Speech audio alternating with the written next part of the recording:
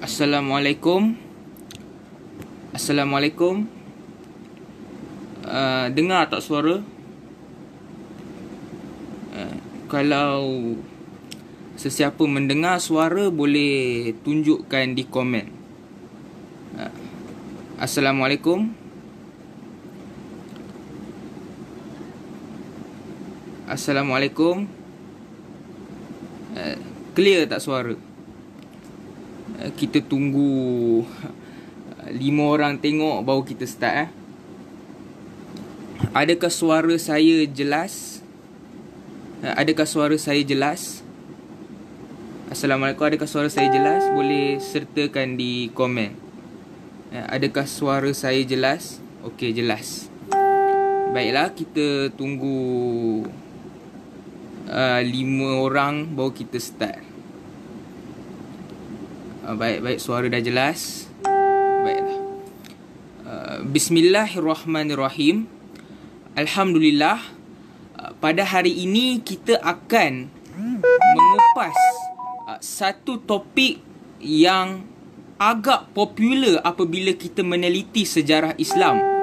Kerana topik ini memberikan impak yang besar. Kerana akibat daripada konflik ini, kita melihat lahirnya kelompok-kelompok Islam yang lain seperti Khawarij, Syiah dan sebagainya. Dan daripada konflik inilah sistem Khulafa Ar-Rashidin akhirnya runtuh, digantikan oleh satu sistem monarki yang kekal lama dalam kerajaan Islam sehingga ke era Empire Uthmaniyah yang runtuh pada tahun 1924-5 Masihi. Dan sehingga kini kita masih lihat banyak lagi negara-negara Islam yang masih mengamalkan sistem monarki, termasuk negara kita adanya raja berperlembagaan. Dan topik ini mula menjadi hangat apabila ada seorang menteri belia dan sukan mengaitkan perselisihan dan perpecahan yang berlaku di dalam partinya sama seperti perpecahan yang berlaku di antara Ali sebagai seorang khalifah melawan kelompok penentang, kelompok pemberontak daripada Syam yang dipimpin oleh Muawiyah Abi Sufyan. Dan timbalan menteri itu sangat berani menuduh orang-orang yang mana memanggil dia pengkhianat layak diletakkan sebagai orang Khawarij. Berkenaan isu Khawarij itu, sahabat saya Bas Ali dia dah kupas. Jadi kita tak akan fokus tentang Khawarij hari ini. Jadi kita akan fokus tentang peperangan saudara Islam yang terbesar dan yang kedua selepas Perang Jamal yang berlaku di antara Khalifah Ali dan Muawiyah bin Abi Sufyan. Apakah sebenarnya yang berlaku dalam peperangan ini? Dan apakah kesannya kepada negara Islam? Dan juga apakah yang menyebabkan peperangan ini berlaku? InsyaAllah pada hari ini saya akan cuba mengupas topik ini dengan lebih adil Ali mahupun memihak pihak Muawiyah. Kerana dalam sejarah ini kita tidak perlu berusaha nak membela siapa-siapa. Yang penting adalah kita mendapat kebenaran dan mengambil ibrah daripada sejarah itu sendiri, iaitu pengajaran daripada sejarah itu sendiri. Untuk mengetahui konflik ini, kita harus sedar segalanya bermula apabila seorang khalifah Khulafa Ar-Rashidin yang ketiga, iaitu Khalifah Osman, dibunuh oleh kelompok pemberontak yang mengepung rumahnya selama 40 hari di Madinah. Kenapa orang mengepung rumah Osman? Kerana pada ketika itu tersebar tuduhan bahawa Khalifah Osman telah mengkayakan dan mengutamakan ahli keluarganya daripada Bani Umayyah. Dikatakan Osman terlalu berpilih kasih. Osman terlalu mengutamakan sehingga membentuk satu elit Bani Umayyah. Golongan elit Bani Umayyah terlalu kaya. Mereka lebih kaya daripada orang-orang di belakang mereka, sehingga mereka melihat ada perbezaan sosial di situ. Maka oleh sebab demikian, masyarakat ketika itu mula ingin menjatuhkan Osman, mengepungnya sehingga berjaya membunuhnya. Apabila Osman terbunuh, keadaan di Madinah, keadaan di negara Islam tu sangat chaos, sangat kucak-kacir. Maka kelompok pemberontak ini, mereka still fikir kita kena ada pemimpin. Kalau kita ada pemimpin hancur, mereka masih memikir bahawa kita perlukan pemimpin untuk lead negara Islam itu. Maka kelompok-kelompok pemberontak yang telah membunuh Osman bin Affan, mereka memilih Sayyidina Ali bin Abi Thalib menjadi khalifah. Sayyidina Ali ini semua sepakat dia seorang sahabat Nabi SAW dan dia seorang ahlul bait, dia seorang keluarga. Tidak kira ahli sunnah ke Syiah, semua mengagungkan Ali. Semua menerima hadis-hadis keutamaan Sayyidina Ali. Hanya menggunakan hadis sahih sekalipun terdapat banyak keutamaan Ali. Maka kelompok pemberontak ini memilih Ali untuk menjadi khalifah. Akan tetapi Khalifah Ali, Sayyidina Ali ataupun orang Syiah panggil dia Imam Ali, pada mulanya dia tidak bersetuju nak menjadi khalifah kerana Ali sedar keadaan negara ketika amat sukar untuk memimpin sebuah negara itu. Menjadi khalifah pada saat perpecahan yang teruk ini adalah perbuatan membunuh diri. Sehingga Ali merayu kepada kelompok pemberontak itu, iaitu hang lantiklah aku jadi penasihat pun tak apa, aku tak nak jadi khalifah. Akan tapi setelah didesak dan Ali lihat perlunya ada pemimpin untuk memimpin sebuah negara Islam, maka Khalifah Ali bin Abi Thalib telah dilantik menjadi khulafa Islam yang keempat. Dia termasuk khulafa Ar-Rashidin.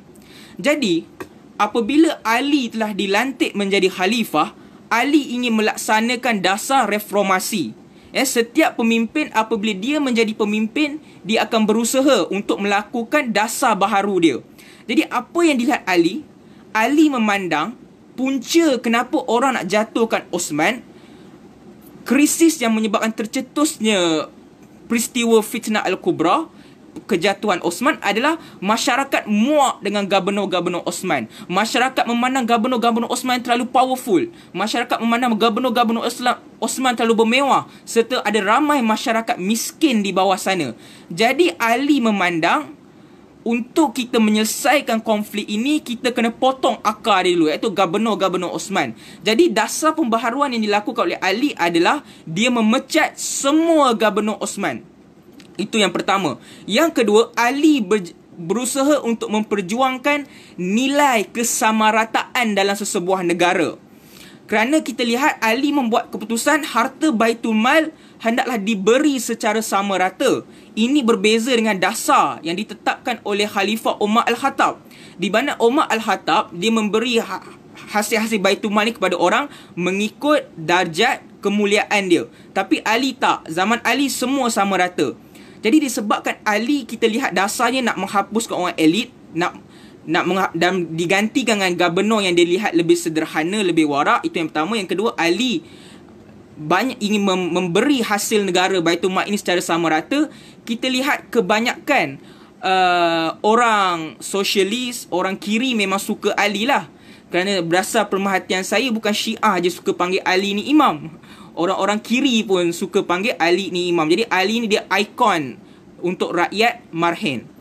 Jadi antara orang yang dipecat oleh Ali adalah seorang gubernur Syam yang bernama Muawiyah bin Abi Sufyan. Siapakah Muawiyah? Muawiyah anak kepada Abu Sufyan bin Harb. Abu Sufyan ini semua tahu. Kita semua jelas dia ni asalnya adalah ketua musyrikin Quraisy daripada kabilah Bani Umayyah. Selepas Abu Jahal daripada pemimpin Bani Hashim ni mati, maka Abu Sufyan yang ganti, dialah merancang segala bentuk strategi untuk melawan orang Islam di Madinah. Tetapi apabila berlakunya Fatahul Mekah, orang Islam berjaya mendapat kota Mekah, membuka kota Mekah, maka Abu Sufyan telah memeluk agama Islam sebab dia dah kalah. Dan orang-orang yang memeluk Islam kemudian ini dipanggil tulaka, orang-orang yang dibebaskan, yang mana Nabi maafkan mereka. Mereka boleh, mereka akan masuk Islam dan mereka bebas lah. Mereka dah dibebas, mereka tak ada dendam-dendam lagi. Jadi bila Abu Sufyan masuk Islam, Muawiyah pun masuk Islam. Dan mengenai keislaman Muawiyah ada dua pendapat. Pendapat pertama kata dia memang masuk Islam ketika Fatahul Mekah. Tetapi ada riwayat daripada Al-Bidayah wa Nihayah karya Ibn Katsir menyatakan Muawiyah memeluk Islam ketika perjanjian Hudaibiyah. Ketika perjanjian Hudaibiyah. Yang mana ini Muawiyah sendiri mengaku, dia kata dia masuk Islam kemudian dirahsiakan. Sebab dia tak nak bapak dia tahu. Sebab kalau bapa dia tahu, mampuslah dia dan malu besar. Seorang bapa yang sangat berjuang menentang Islam, tiba-tiba anak sendiri masuk Islam. Jadi dia kata dirahsiakan sehingga Fatahul Mekah baru dia mengaku.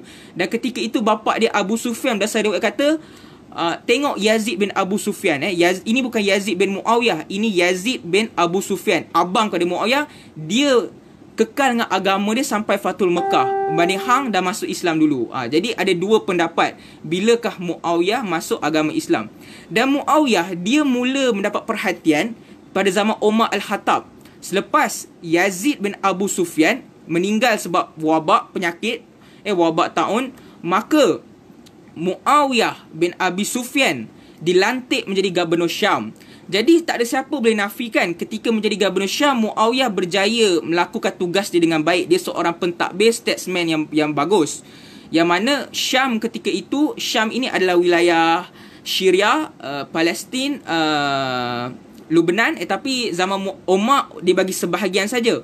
Jadi Muawiyah berjaya mendapat kesetiaan orang Syam kerana dia kahwin dengan anak kepada pemimpin orang asal Bani Syam, iaitu Bani Qab, yang bernama Maisun. Jadi dari situ Muawiyah dia berjaya menarik kesetiaan orang Syam ketika mana dia dilantik menjadi Gubernur Syam. Dan yang kedua, dia berjaya membentuk pertahanan yang kuat, yang kukuh, kerana Syam ini Rom Byzantine sentiasa bercita-cita nak ambil balik. Jadi Muawiyah berjaya membentuk sistem pertahanan yang bagus. Oleh sebab itu dia berjaya takbir Syam dengan bagus. Cuma semenjak zaman Umar ni dah mula jadi isu, kerana kelihatan Muawiyah ni suka hidup bermewah-mewah. Muawiyah ni dah mula hidup macam Rom. Dia dah ada pengawal, dia dah mula ada orang iring dia. Jadi Umar banyak tak suka kat sifat Muawiyah itu. Umar banyak kali pukul Muawiyah sebab pakaian dia terlalu menonjol. Tetapi Umar still dia masih mengekalkan Muawiyah kerana bagi dia walaupun Muawiyah itu ada suka mewah, tapi dia berjaya buat kerja dengan bagus. Dia berjaya buat kerja dengan bagus.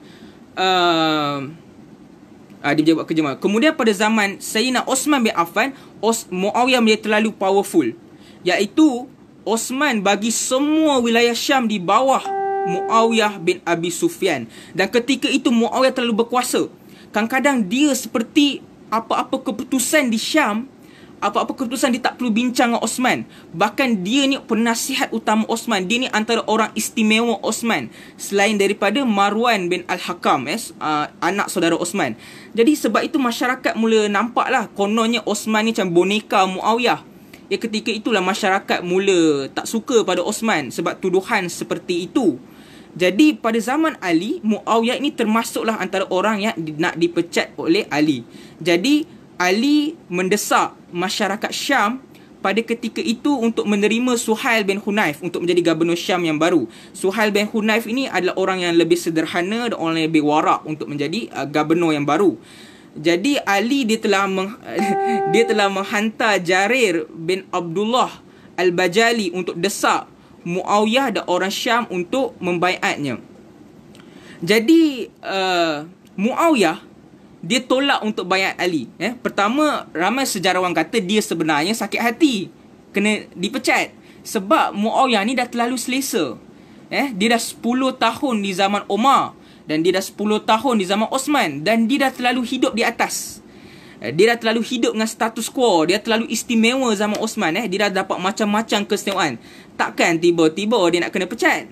Dia dah mula rasa sakit hatilah di situ. Dan kedua, Muawiyah ketika itu dia tak nak baiat Ali. Dia menuntut agar Ali menegakkan hukuman qisas terlebih dahulu kepada pembunuh Osman. Kerana mengikut tradisi Arab ketika itu, sesiapa yang dibunuh secara zalim, yang dibunuh dengan kejam, yang dibunuh dengan jenayah, maka kabilah-kabilah yang lain akan menuntut bela. Dan Muawiyah dia adalah ketua klan Bani Umayyah. Dia memandang dirinya lebih berhak untuk menuntut bela atas kematian Osman.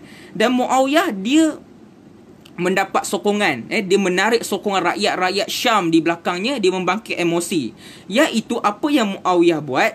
Muawiyah telah menyuruh Nailah bini Osman untuk memberi baju Osman yang berlumuran darah dan jari-jari isteri Osman yang dipotong saat mempertahankan Osman kepadanya melalui seorang sahabat Nabi juga yang bernama Nu'man bin Bashir. Jadi pada ketika itu Muawiyah dia tunjuk baju dengan jari-jari Nailah ni di hadapan orang Syam.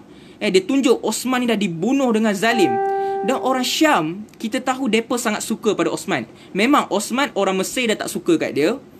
Orang Iraq dah mula tak suka kat dia. Tapi orang Syam, disebabkan mereka setia dengan Muawiyah, mereka pun sayang kepada Osman. Mereka sayang kepada orang-orang Bani Umayyah. Jadi Syam bila melihat itu semua menangis.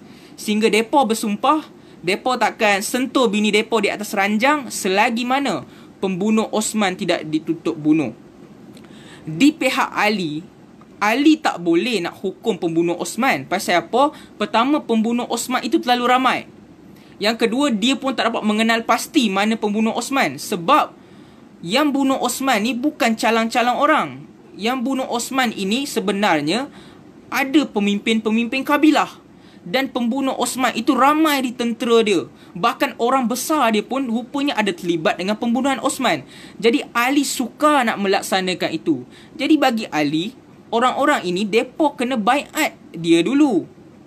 Semua kena stabil. Baru kita boleh laksanakan benda ini secara prosedur mengikut di mahkamah. Banyak sejarawan mengkritik Muawiyah kerana apa yang Muawiyah nak buat sampai tak membaiat sampai nak berperang, ini sebenarnya adalah ciri-ciri Arab Jahiliyah. Arab Jahiliyah itulah budaya depa. Kalau orang mati, kita perang. Tapi bila Islam masih kekalkan gitu. Islam masih dalam ayat Al-Quran banyak menyebut bahawa dalam ayat Al-Quran dalam ayat Al-Quran ada satu ayat menyebut, nanti saya akan baca, yang mana apabila orang terbunuh, wali dia, ahli keluarga dia berhak menuntut bela. Tetapi Islam mengajar kita melakukan secara prosedur, tunjuk bukti di mahkamah, bukannya secara perang. Secara perang ini adalah cara Arab Jahiliyah. Itu antara kritikan sejarawan terhadap perkara Muawiyah. Jadi ketika itu Ali berusaha pujuk Muawiyah. Dia hantar utusan, dia hantar surat. Jadi orang-orang Syam masih dengan orang-orang Syam masih dengan keputusan iaitu untuk terus menuntut bela atas kematian Osman. Segala soalan nanti saya akan jawab di akhir session nanti. Okey, mereka masih mereka masih menuntut bela atas pembunuhan Osman. Maka bila Ali lihat benda ini gagal, Ali bin Abi Thalib terpaksa harus pergi sendiri ke Syam. Tapi pada ketika itu Ali ada satu konflik baru pula. Dia terpaksa menghadapi pasukan yang dipimpin oleh isteri Nabi sendiri, Ummul Mukminin Aisyah, Talhah bin Ubaidillah dan Zubair bin Al-Awwam. Kalau kita tengok yang nak pergi jumpa Ali daripada Aisyah ni pun daripada kelompok Bani Taim yang sama dengan Abu Bakar. Jadi ketika itu Ali plan asal nak jumpa Muawiyah, dia terpaksa hadapi orang-orang Aisyah dulu. Dan ketika itu Aisyah dan Muawiyah, diorang ni satu pendapat. Mereka ni sama-sama nak menuntut bela pembunuhan Osman. Tapi ketika peperangan itu berlaku, kelihatan Muawiyah dia tak hantar apa-apa bantuan. Dia still duduk di Syam. Dia still duduk di Syam. Jadi ada sejarawan kata ini sebenarnya strategi politik Muawiyah, iaitu dia duduk dulu, dia tengok macam mana perjalanan Ali ni. Itu yang pertama. Yang kedua, apa yang strategi Muawiyah, dia biar Ali penat-penat lawan dengan geng sana dulu. Sebab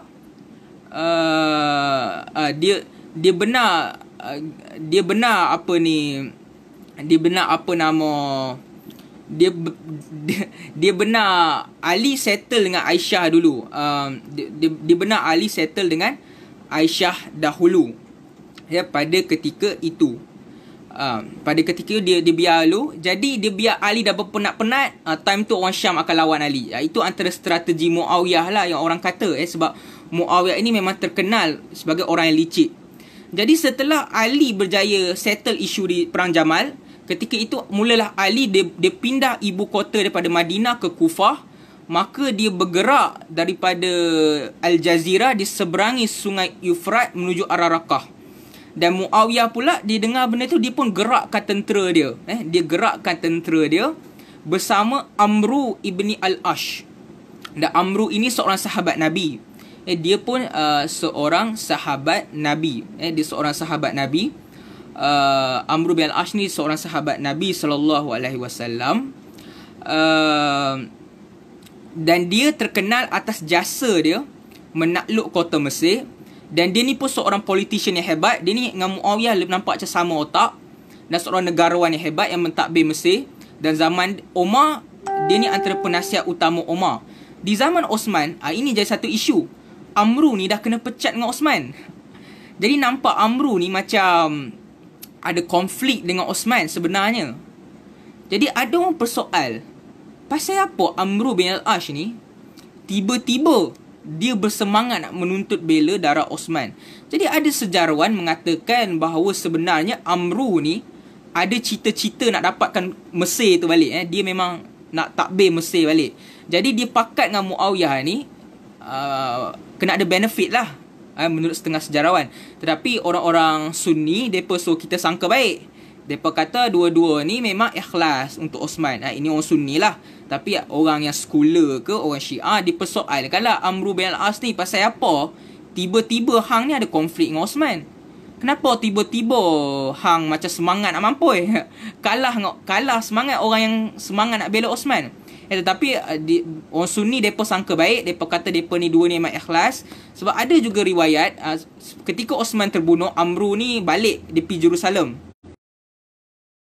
Buat apa dah. Jadi bila dia dengar Osman mati, Osman meninggal dunia, wafat, kalau kata mati macam kau hajar, dia pergi ke arah Syam dalam keadaan mengangis-angis. Itu ada, benda ni ada beza pendapat lah tentang niat sebenar Amru bin Al-Ash. Tapi apa yang kita boleh sepakat, Amru ibni Al-Ash adalah orang kanan Muawiyah dalam konflik ini. Bahkan saya berani kata tanpa Amru bin Al-Ash, Muawiyah takkan menang besar macam tu. Sebab Amru ni sama otak dengan Muawiyah bin Abi Sufyan. Jadi sahabat, kita tengok soalan dulu. Apa punya soalan? Apa ada soalan? Okey. Pernah ada dengar teori tulaqah tak boleh jadi khalifah? Betul ke teori itu? Saya tak pastilah. Sepengetahuan saya tak pernah dengar pula tulaqah tak boleh jadi khalifah. Sebab yang saya tahu pada ketika itu, semua sepakat, semua macam ada ketuanan orang Quraisy. Jadi siapa-siapa saja yang ada darah Quraisy, dia boleh jadi khalifah. Dan ada hadis pada Nabi, kelihatan Nabi macam suruh khalifah tu kena daripada orang Quraisy. Jadi Bani Umayyah ke, Bani Hashim ke, Bani Adi ke yang Umar, dan Bani Taim. Kalau kita tengok, mereka ni semua sebenarnya satu clan, satu bangsa Quraisy. Tapi mereka macam pecah-pecah suku. Itu yang saya tahulah. Jadi Bani Umayyah ni seingat saya termasuk pada orang Quraisy. Jadi saya tak pastilah mengenai tulaqah tak boleh jadi khalifah. Kalau ada tu boleh tanya dengan ustaz-ustaz yang alim lah. Saya bukan orang pakar. Tapi sepengetahuan saya begitulah. Kita tengok soalan kedua. Bagaimana sejarawan bezakan sahabat ini pemberontak atau tak? Sahabat mana? Sahabat Nabi. Kalau kita tengok pada orang Sunni, orang Salafi, depa nak nafikan, depa kata sahabat seorang pun tak terlibat. Cuma depa kata ada yang terlibat pun Muhammad bin Abu Bakar, anak Abu Bakar. Dia anak Abu Bakar. Tapi Ali banyak jaga dia. Jadi Muhammad bin Abu Bakar ni dia sayang ke Ali. Jadi orang kata dia terlibat. Tapi ada riwayat kata dia apabila dia nak bunuh Osman, dia pegang janggut Osman. Osman ada mengingatkan, saya lupa, kisah dengan Abu Bakar. Jadi Muhammad Abu Bakar ni macam menangis, dia balik. Cuma dari segi orang Syiah memang mereka nak tuduh lah. Mereka kata ada sahabat yang terlibat, dan ada orang kata yang bunuh Osman tu seorang sahabat juga. Tapi seingat saya dia bukan sahabat yang besar lah, dia sahabat yang kecil-kecil lah. Dan ada juga nak tuduh Ammar bin Yasir pun terlibat. Sehingga ada yang menuduh, saya tak kata betul, ada yang kata Abdullah bin Sabah, kalau kita baca Undang Osman ni yang paling famous, Abdullah bin Sabah, mereka kata Abdullah bin Sabah ni sebenarnya nama samaran yang Bani Umayyah bagi untuk Ammar bin Yasir. Wallahualam. Kerana ada juga kitab-kitab Syiah sendiri, mereka kata Abdullah bin Sabah ni memang orang Habsyi. Tapi yang saya tahu Syiah pun tak iktiraf dia. Syiah pun kata dia seorang yang ekstrim. Dan ada yang cuba nafikan kewujudan dia sebab kata riwayat daripada Saif ni mereka kata lemah. Tapi yang saya dengar Ibnu Hajar Al-Asqalani kata Saif ni lemah lah hadis, tapi dalam sejarah dia okey. Jadi Abdullah bin Sabah ni satu perbincangan yang apa nama, satu perbincangan yang masih satu perbincangan yang tak dapat dipastikan lagi kewujudan dia. Tapi majoriti Sunni meyakini Abdullah bin Sabah tu wujud. Bagaimana soalan kedua, dalam sirah pemberontak dinamakan tidak? Ya, pemberontak ada dinamakan. Seperti Ashtar bin Malik, Shiz bin Rabi', ada juga nama-nama pemberontak yang berjaya ditulis dalam kitab-kitab sejarah. Ni soalan terakhir sebelum kita sambung balik. Benarkah Muawiyah bersungguh hendak menuntut kisah pembunuhan Osman setelah Muawiyah dapat kuasa? Okey. Soalan ni akan dibincangkan nanti. Bagaimana dengan pendirian Sa'ad bin Abi Waqqas? Sa'ad bin Abi Waqqas berkecuali. Dia seperti Ibnu Umar, dia berkecuali. Okey, kita sambung balik. Tadi saya dah cerita Ali suruh Muawiyah baiat, Muawiyah tak nak, maka Ali terpaksa gerakkan tentera dia pergi ke Syam, dan Muawiyah pun gerakkan tentera dia bersama Amr bin al-As, dan kedua-dua bertemu di Siffin. Siffin ni kalau kita buka peta, dia memang tengah-tengah antara Iraq dan Syam. Jadi dalam membincangkan perkara ini, ada sesetengah sejarawan mengkritik Ali. Mereka kata pasal apa Ali nak serang Muawiyah? Biarkan je lah. Pasal Ali serang jadi teruk. Jadi kita nak membela Ali begini. Bukan membela lah. Sejarawan nak membela Ali beginilah. Yang pertama, Muawiyah tak baiat Ali. Apabila tak baiat, ini macam satu declare perang. Itu yang pertama. Yang kedua, sebagai pemimpin, logik lah. Mana-mana pemimpin, kalau ada satu orang yang nak keluar daripada negara dia, dia kenalah memerangi. Jadi yang pertama, Ali tak salah sebab inilah tugas seorang pemimpin. Yang kedua, kalau kita meneliti kitab-kitab sejarah, riwayat-riwayat sejarah, Ali pergi bukan dia nak serang Muawiyah terus. Tak. Ali tak ada niat pun. Sebenarnya Ali masih nak memujuk Muawiyah. Tujuan asal dia pergi, dia nak berunding lagi. Sebab aku dah hantar surat tak status, jom kita face to face bincang benda ni. Itulah tujuan asal. Ini terbukti dalam Tarikh At-Tabari, jilid 5 halaman 510. Diriwayatkan masa Ali tu nak keluar, ada seorang nama dia Abu Rufa'ah Ibni Rafi' Ibni Malik Al-Ansari. Dia ni orang Ansar lah sebab ada Al-Ansari kat belakang. Dia tanya kepada Ali, wahai Amirul Mukminin, apa yang kau nak buat ni? Kau nak pergi mana? Dia kata. Maka Ali jawab, kami menghendaki pendamaian jika mereka mahu menerima dan menjawab ajakan kami. Jawab Abu Rufa'ah, jika mereka tak jawab keinginanku, apa kau nak buat? Ali kata, kami akan meninggalkan dan memaafkan mereka, memberikan hak-hak mereka dan bersabar. Jadi Abu Rufa'ah bertanya lagi, jika mereka tidak mahu, Ali jawab, kami akan biarkan mereka dan mereka biarkan kami. Dan Abu Rufa'ah tanya lagi, kalau mereka tak biarkan kamu, kalau mereka serang kamu, jadi Ali kata, kita akan pertahankan diri daripada serangan mereka. Jadi berdasarkan riwayat ini jelas, Ali asalnya nak berdamai. Nak bincang, nak ajak. Dan kalau kita tengok riwayat-riwayat dan Al-Bidayah wa Nihayah ke, Tarikh At-Tabari ke, semua lebih kurang Ali apabila dalam perang dia cakap ke orang Kufah, orang Iraq, jangan mulakan serangan. Jangan mulakan serangan kepada Muawiyah. Selagi orang Syam tak attack, kau jangan buat apa-apa. Ini jelas Ali tak nak berperang. Ali nak pujuk mereka masuk ke kumpulan dia balik. Jadi itulah jawapan atas tuduhan kenapa Ali nak serang terus.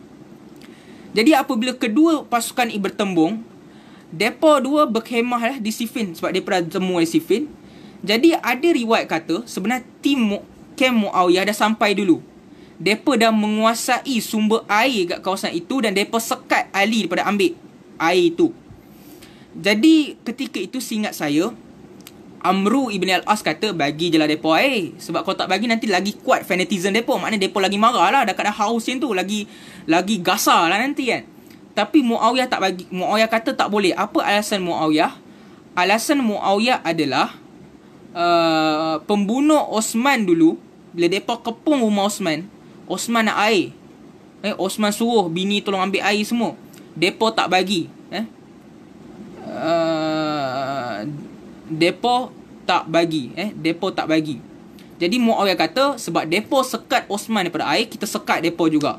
Jadi Ali bila tengok macam tu, dia perlukan sumber air. Maka Ali mengutus satu pasukan yang dipimpin oleh Al-Ash'as. Al-Ash'as ni panglima besar.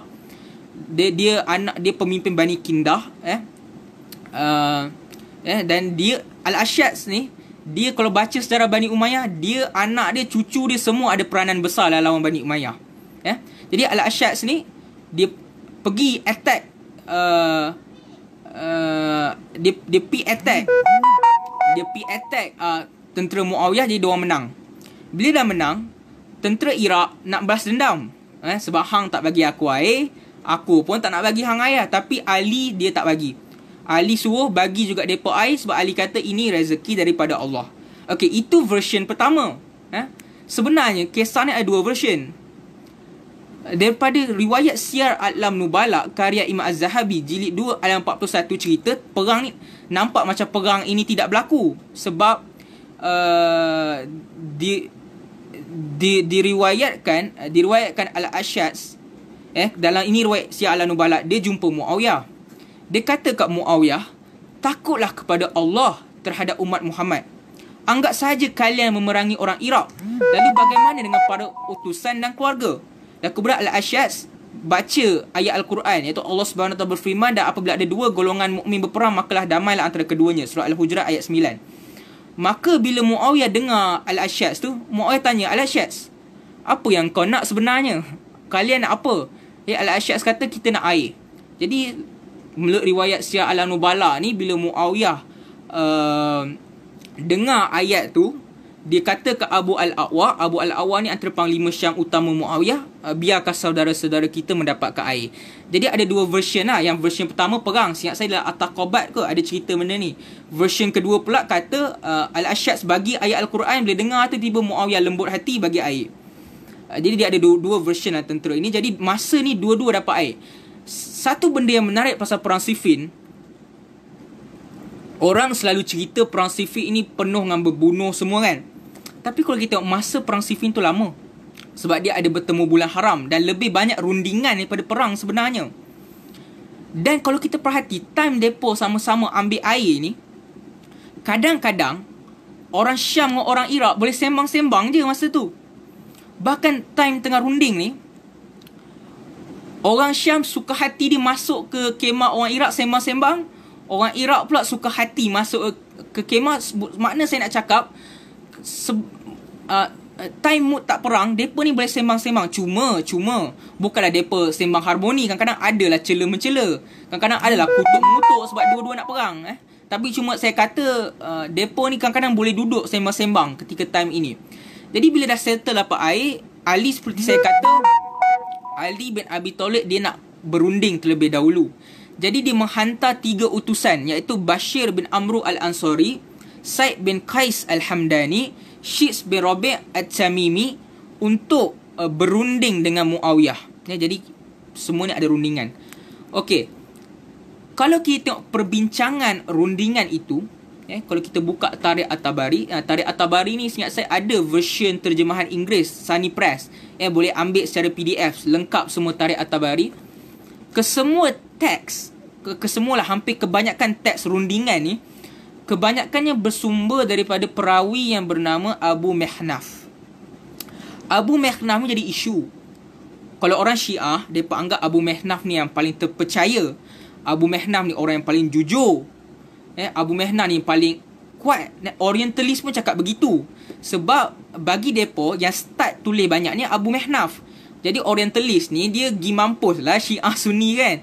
Dia pandang siapa yang tulis awal tu, bagi mereka dia yang paling dekat. Jadi Syiah dianggap Abu Mihnaf ni perawi mereka lah. yang dipercayai. Tapi Sunni berdasarkan apa yang saya lihat, orang-orang Sunni tak terima Abu Mihnaf. Bagi mereka, Abu Mihnaf ini pendusta, membawa khabar-khabar Syiah. Itu bagi orang Sunni. Kita buka lah Ibnu Hajar Al-Asqalani, Imam Az-Zahabi, Ad-Daraqutni, semuanya kata Abu Mihnaf tak boleh pakai. Tetapi ada juga kata Abu Mihnaf ni bukanlah pembohong. Dia orang yang mengutip khabar. Dia seorang perawi. Jadi dia kutip je semua cerita daripada orang Kufah. Sebab dia orang Iraq, Abu Mihnaf ni. Jadi, kenapa riwayat-riwayat Abu Mihnaf ni nampak banyak negatif pasal Muawiyah, sahabat? Pertama, dia adalah mewakili suara orang Kufah. Dan kenapa ada kontradik kan kerana riwayat Abu Mihnaf? Ramai kata Abu Mihnaf tak boleh pakai sebab kerana riwayat ada kontradik. Pasal ada yang kata Abu Mihnaf ni dia main ambil. Kadang-kadang dia ambil orang yang mungkin terlibat. Kadang-kadang dia ambil orang yang tak terlibat. Kadang-kadang dia dengar cerita rakyat, cerita-cerita orang Kufah. Itulah isu dia. Sebab kita kena faham, riwayat-riwayat ni kadang bersifat politik. Sebab kalau kita perhati, sejarawan Syam, bila dia akan gambar Muawiyah ni baik, mereka akan gambarkan Muawiyah itu seorang yang bagus.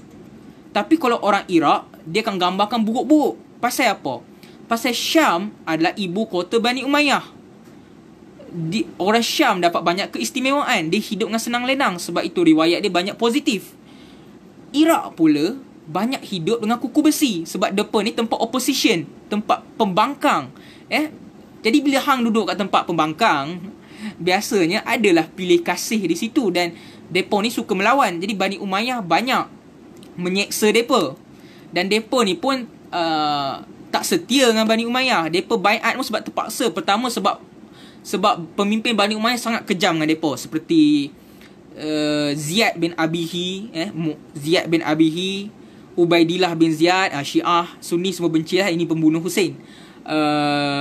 Hajjaj bin Yusuf As-Saqafi, gubernur-gubernur kejam akan letak di Iraq.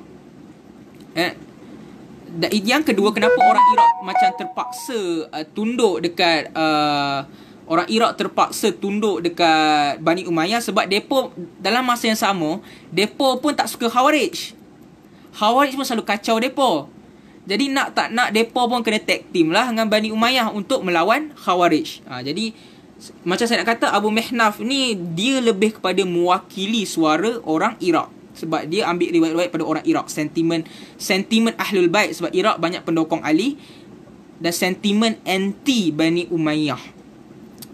Cuma Abu Mihnaf ini menurut seorang sejarawan yang bernama Dr. Yusuf Al-Ish, dia seorang Sunni, kita tak boleh nak tolak 100% riwayat dia. Sebab kita kena tahu, kalau tolak riwayat Abu Mihnaf ni, sejarah macam tak ada benda dah. Sejarah macam tak ada benda. Jadi bagi dia, riwayat Abu Mihnaf mungkin ada unsur-unsur Syiah, tapi kadang-kadang riwayat Abu Mihnaf ni boleh menunjuk kita gambaran, suasana dan hujah antara pasukan Ali dan pasukan Muawiyah. Jadi dialog rundingan tu panjang lah. Jadi saya takkan sebutkan semua, sebab kalau sebut semua ambil masa yang lama. Jadi saya sebut beberapa rundingan yang penting lah, yang bersumber dari Abu Mihnaf. Tapi kita dapat lihat, apakah hujah Ali ketika rundingan tu dan apakah hujah Muawiyah. Dan antara sebab kenapa Sunni tak suka rundingan ni, sebab nampak rundingan ni Ali banyak rendahkan Muawiyah lah. Mereka banyak ragui keislaman Muawiyah lagi dalam riwayat Abu Mihnaf ni. Yang ketiga, riwayat Abu Mihnaf ni, mereka banyak cakap yang geng-geng mereka ni suka dunia. Geng-geng Muawiyah ni suka dunia. Geng-geng Muawiyah ni budak-budak nakal dulu. Atau sebab tu Sunni mereka macam anggap ini lebih sentimen nak bawa Muawiyah ni bagi orang Sunni. Tapi seperti saya kata, kadang-kadang riwayat Abu Mihnaf ada menunjukkan hujah Ali dan hujah Muawiyah. Sebagai contoh, diriwayatkan Said bin Qais dalam Tarikh At-Tabari jilid 4 halaman 2. Said bin Qais, saya kata tadi, utusan, dia kata kat Muawiyah, kami datang hanya untuk memberitahukan kepadamu perihal apa yang kami bawa ini, dan kami ditugaskan untuk mendengarkan perkataan darimu. Kami sampai saat ini masih untuk menasihatimu, dan akan kami sampaikan hujah kami kepadamu supaya engkau kembali kepada persatuan dan jamaah. Sesungguhnya sahabat kami yakni Ali adalah orang kemuliaannya telah engkau ketahui bersama kaum muslimin, dan saya tidak berprasangka engkau tak tahu bahawa engkau kami tidak salah baca. Saya tidak bersangka bahawa engkau tidak tahu bahawa engkau telah ketahui bahawa orang ahli agama tak akan memisahkan antara engkau dengan Ali. Maka takutlah kepada Allah, wahai Muawiyah, janganlah engkau menyelisihi Ali. Jadi lalu Muawiyah jawab balik. Sebab yang ni Said bin Qais suruh taat Ali sebab Ali ni terkenal kemuliaan dia. Muawiyah jawab, engkau ajak kami taat. Okay, fine, taat.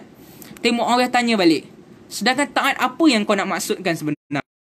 Kalau engkau suruh kami taat sahabat kalian yakni Ali membunuh khalifah kami iaitu Osman, mencerai-beraikan jamaah kami serta melindungi khalifah kami, membunuh khalifah kami dan mencerai-beraikan khalifah kami. Lepas tu Muawiyah kata saudara kalian iaitu Ali tidak mengakui telah membunuhnya. Jadi Muawiyah akui Ali memang tak mengaku dia terlibat. Dan kami tak boleh terima hal ini. Pasal apa? Muawiyah kata, apakah engkau tidak tahu orang-orang yang membunuh sahabat kami, Osman, bukankah mereka termasuk sahabat-sahabat kalian? Maka serahkanlah mereka yang telah bersekutu membunuh Osman untuk kami bunuh, dan setelah itu kami akan taat kepada kalian. Dan Syis bin Rabi' kata, apakah engkau wahai Muawiyah mampu membunuh Ammar? Mampu membunuh Ammar. Pasal apa Ammar? Sebab ada hadis, Ammar ni seorang sahabat, dia anak kepada Sumayyah. Ammar ni ada satu peristiwa, dia bersungguh-sungguh terlibat dalam projek pembinaan Masjid Nabawi. Tiba-tiba Nabi kesian, Nabi kata, kesian Ammar, engkau akan dibunuh oleh Al-Fi'atul Bariyah, kelompok pemberontak buah. Jadi Ammar ni satu penentu. Kalau Ammar mati dalam kem tu, bukti kem tu di pihak benar. Jadi sebab tu Syekh bin Rabi tanya, sebab masa tu Ammar dalam kem Ali. Jadi Muawiyah jawab, kenapa tidak? Demi Allah, jika saya dapat membunuh Ammar, maka belum cukup menebus darah Osman, tapi cukup menebus darah Nailah yang merupakan budak Osman sahaja. Jadi kalau kita meneliti teks ni, kita dapat dua perkara. Pertama, hujah Ali, dia orang khalifah yang wajib ditaati. Sebab tak ada siapa menafikan kemuliaan Ali. Ali beratus kali ganda, bahkan Ali di tahap langit lebih mulia daripada Muawiyah. Pasal pertama, Ali Ahlul Bait. Kedua, Ali budak pertama yang memeluk agama Islam. Ali budak pertama yang memeluk agama Islam. Yang ketiga, Ali juga adalah kelompok terawal Muhajirin, dan Muawiyah adalah kelompok terkemudian. Jadi hujah Ali adalah dia orang paling layak. Itu yang pertama. Yang kedua, pihak Muawiyah pula, mereka hujah walaupun Ali, mereka hujah Ali ni tak berhak dibaiat pasal dia, walaupun dinyatakan dirinya tak terlibat dalam pembunuhan Osman, akan tapi bagi Muawiyah, Ali ni kelihatan melindungi pembunuh Osman. Dia melindungi pembunuh Osman pasal dalam kem Ali tu banyak sangat pembunuh Osman. Jadi mereka mendesak agar Ali menyerahkan pembunuh itu baru diselesaikan. Nanti di akhir nanti saya akan cerita betul ke Muawiyah ikhlas nak menuntut bela pembunuh Osman. Okey, daripada teks Abu Mihnaf juga menceritakan ketika Ali diminta untuk mengundur diri, Ali berkata, orang-orang ni, Ali nak defend diri dia. Dia kata, orang-orang telah mengangkat Abu Bakar dan Umar sebagai khalifah. Mereka berdua telah berbuat baik dan adil mengurusi umat. Mereka berdua pemimpin kami, termasuk sebagai keluarga Rasulullah sallallahu alaihi wasallam. Kami pun tidak keberatan dengan mereka. Kemudian diangkatlah Osman sehingga melakukan perkara-perkara yang dicemuh orang, sehingga mereka kemudian menemuinya dan membunuhnya. Kemudian mereka menemuiku. Ini Ali cerita untuk dibaiat. Sedangkan saya sudah melepaskan diri daripada urusan mereka. Mereka berkata, naiklah jadi pemimpin. Naiklah menjadi pemimpin. Saya tolak. Saya menolak mereka sehingga mereka merayu kepadaku berulang kali dan mengatakan, naiklah kerana masyarakat tidak rela kecuali dengan kepemimpinanmu, dan kami takut jika engkau tidak mengambilnya, masyarakat akan bercerai-berai. Jadi Ali kata, akhirnya saya menerima tawaran itu dan saya memimpin hanya bersandar satu kaki sahaja. Perselisihan dengan Muawiyah, Ali kata, tidak pernah ada dalam agama, baik secara individu maupun golongan. Allah dan Rasulnya bersama kaum-kaum muslimin, ni Ali cerita, masih memusuhi Muawiyah, dan ayahnya sehingga mereka memeluk Islam kerana terpaksa, dan tidak ada alasan bagi kamu untuk taat kepadanya dan meninggalkan keluarga Nabi kamu yang tidak menginginkan perselisihan dan persengketaan. Ketahuilah kami mengajak kamu kepada kitab Allah dan sunnah Rasulnya, serta membunuh kebatilan, menghidupkan syiar agama. Hanya inilah yang dapat saya katakan, dan saya meminta ampun kepada Allah untukku dan kalian semua bagi utusan mukmin dan muslim, baik lelaki maupun wanita. Lalu utusan Muawiyah tanya ke Ali, apakah engkau bersaksi Osman dibunuh dengan zalim? Ali jawab, tidak, ia tidak dibunuh secara zalim dan tidak pernah pula berbuat zalim. Jadi ada Sunni, mereka macam tak suka riwayat ni. Yang pertama, kelihatan Ali meragui keislaman Muawiyah. Sebab Ali ada kata mereka ni masuk Islam sebab terpaksa je. Aku ni lagi awal. Yang kedua, kelihatan Ali seperti tak nak ambil tahu pasal pembunuhan Osman. Jadi ada yang tolak, ada yang kata sebab riwayat Saif pula yang lebih moderate menurut mereka, kata Ali memang harap nak hukum pembunuh Osman, tapi dia tak dapat settlekan. Jadi itu isu dia. Cuma apa-apa pun perselisihan akan teks ini, kita dapat dua perkara hujah Ali. Pertama, Ali nak mengatakan bahawa diri dia paling layak daripada Muawiyah. Sebab tu mungkin orang-orang Sunni tak suka teks ni sebab nampak Ali rendahkan Muawiyah. Saya nampak hujah Ali untuk meyakinkan orang menyokong dia. Pasal dia lagi awal memeluk Islam, dia Ahlul Bait, dia lagi lama bersama Nabi, berbanding orang-orang Muawiyah ini terkemudian memeluk Islam. Jadi nampak seperti Ali berhujah begitulah. Selebihnya wallahu alam, hanya Allah yang mengetahui. Jadi banyak lagi lah teks perbincangan benda ni. Ada juga teks sampai Syeds bin Rabi ni mempersoalkan Muawiyah. Dia kata kalau hang betul-betul nak tuntut bela Osman, pasal apa masa Osman kena kepung, hang nampak macam lambat-lambatkan? Hang nampak macam melambat-lambatkan benda tu. Hang nampak macam hang harap pula dia mati kena bunuh. Macam hang nak ambil kesempatan. Itu antara riwayat-riwayat Abu Mihna. Semuanya kita boleh tengok Tarikh At-Tabari. Sekarang saya ada versi terjemahan oleh Sunni Press. Nanti insya-Allah saya akan sertakan link lah. Itu lengkap semua jilid Tarikh At-Tabari. Jadi apa yang kita tahu, rundingan ni semua masih tak capai kata putus. Ali still suruh baiat dia. Dia paling layak, dia paling mulia, dia lagi utama. Muawiyah orang-orang terkemudian. Di pihak Muawiyah pula, Ali tak layak pasal dia tak hukum bunuh pembunuh Osman. Jadi hang nak kami baiat, hang bagi dulu pembunuh Osman. Maka tak dapat dielakkan, maka tercetuslah peperangan.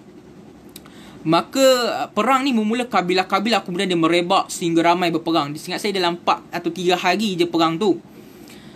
Jadi pasukan Ali terdiri pada 50,000 hingga 100,000 bertempur dengan pasukan Muawiyah 70,000 pasukan. Jadi bilangan tentera ni banyak khilaf lah berapa bilangan mereka sebenarnya. Ada kata Ali lagi ramai, ada kata Muawiyah lagi ramai. Cuma angka yang saya sebut ni angka yang paling masyhur.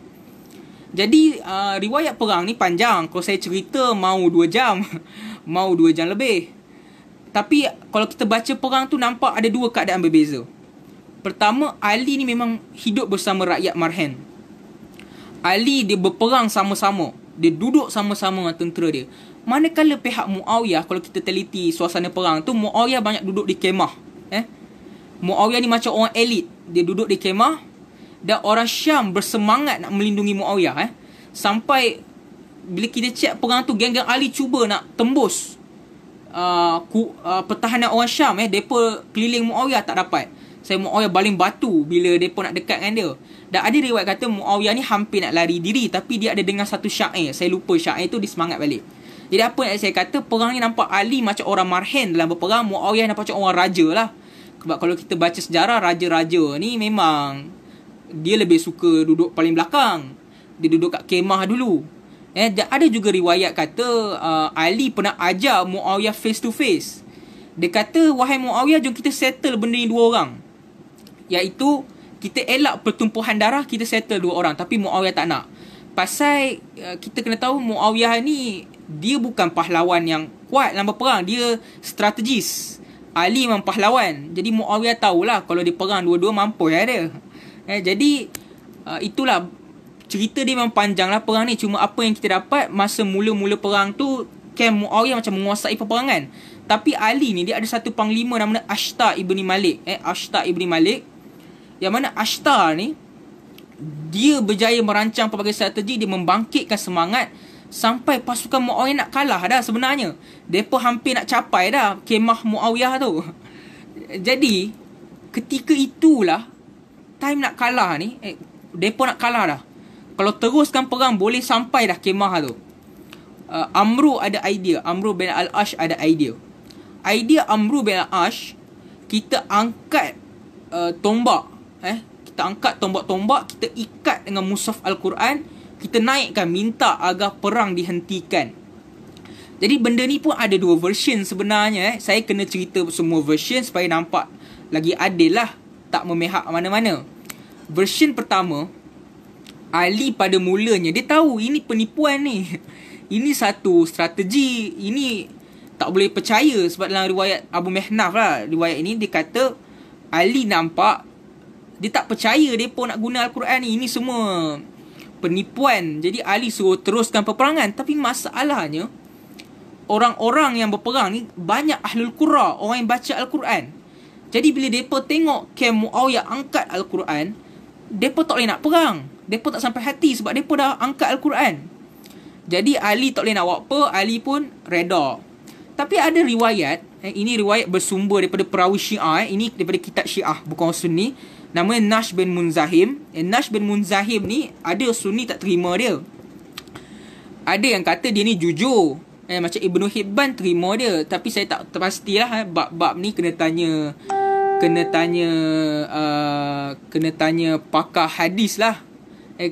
Kena tanya pakar hadis lah status dia. Saya bukan pakar hadis. Jadi berdasarkan riwayat perawi Syiah nama Nash bin Munzahim, dia kata Al-Ash'as pada waktu malam, ini hari ketiga perang, saya rasa malam ketiga, saya lupa, boleh check balik. Al-Ash'as kata kat kawan-kawan dia, Al-Ash'as ni Kem Ali, wahai kaum muslimin, kalian telah melihat apa yang terjadi pada diri kalian di hari kalian yang berlalu dan bagaimana orang Arab telah menjadi korban. Demi Allah, aku telah pun mencapai umur yang Allah hendaki. Aku belum pernah tengok benda seperti ini. Hendaklah orang yang hadir sampai kepada orang yang tidak hadir. Bila esok kita berperang, maka ialah kepunahan bagi orang-orang Arab dan tersia-siakan kehormatan. Demi Allah, aku mengucapkan kalimatku bukan kerana aku takut perang, akan tapi aku khawatir adalah lelaki tua. Yang aku risau lelaki tua. Aku khawatir para isteri. Aku khawatir anak-anak esok hari apabila kita masih nak berperang, kita masih begini. Ya Allah, sungguhnya engkau telah mengetahui bahawa aku melihat kepada kaumku dan orang-orang seagama denganku dan aku tidak lemah dan takut. Jadi riwayat Syiah ni, apabila pidato Al-Ash'as sampai ke Muawiyah, Muawiyah pun cakap, lelaki ni telah berkata benar. Demi Tuhan Kaabah, sekiranya kita masih berperang esok hari, nescaya orang-orang Rom akan menyerang kaum wanita dan anak-anak kita, sedangkan orang Parsi akan menyerang kaum wanita dan anak-anak Iraq. Macam Muawiyah kata, nanti kalau kita perang ni ada dua serangan lah. Ada daripada Parsi, ada daripada Rom. Jadi Muawiyah kata perkara ini hanya disedari oleh orang yang berfikiran matang dan berakal. Kemudian Muawiyah kata kat rakan dia, ikat mushaf di hujung tombak. Jadi kalau kita tengok riwayat Syiah ni, dia kata dua-dua nak henti perang. Sebab dah tengok makin teruk, Al-Ash'as suruh henti perang. Muawiyah pun kata, betul lah cakap Mamat ni, kita pun henti perang lah. Tapi saya teringat ada seorang sejarawan, sastrawan, kalau saya sebut nama dia, orang Salafi tak suka nama dia, iaitu Taha Hussein. Taha Hussein macam menuduh, dia nak kata kononnya, saya tak kata benda ni betul atau salah, saya tak tahu. Sebab ni teori, dan ada yang menuduh Taha Hussein ni suka buat sangkaan buruk. Ada yang menuduh Taha Hussein sebegitu. Dia kata kemungkinan benda ni adalah pakatan Amru bin Al-Ash dengan Al-Ash'as. Tak tahu. Kononnya Amru ni dah berjaya tarik Al-Ash'as buat cakap macam ni. Wallahualam, saya tak pasti. Tapi itu pandangan Taha Hussein. Dan kalau kita tengok version pertama yang saya sebut daripada Abu Mihnaf, dia ada kata yang Ali tak setuju dengan benda ni. Ali suruh perang. Tapi kalau kita tengok riwayat Imam Ahmad, Musnad Imam Ahmad, jilid 8, halaman 483, riwayat Imam Ahmad daripada Jalan Habib bin Abu Sabit, dia pernah berjumpa dengan Abu Wa'il. Abu Wa'il ni dia seorang pendukung setia Ali. Berdasarkan cerita Abu Wa'il ni, orang yang terlibat perang, dia nak kata Ali pun setuju dengan benda ni.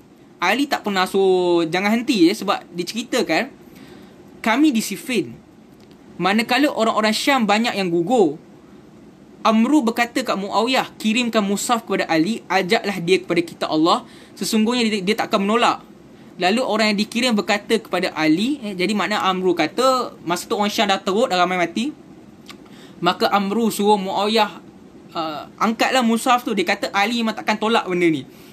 Maka seorang lelaki yang dikirim kepada Ali, dia kata ke Ali, wakil Muawiyah ni, antara kami dan kalian adalah kitab Allah. Allah SWT berfirman, tidaklah kamu memperhatikan orang-orang yang telah diberi bahagian, iaitu Alkitab, Taurat. Mereka diseru kepada kitab Allah supaya kitab itu menetapkan hukum di antara mereka.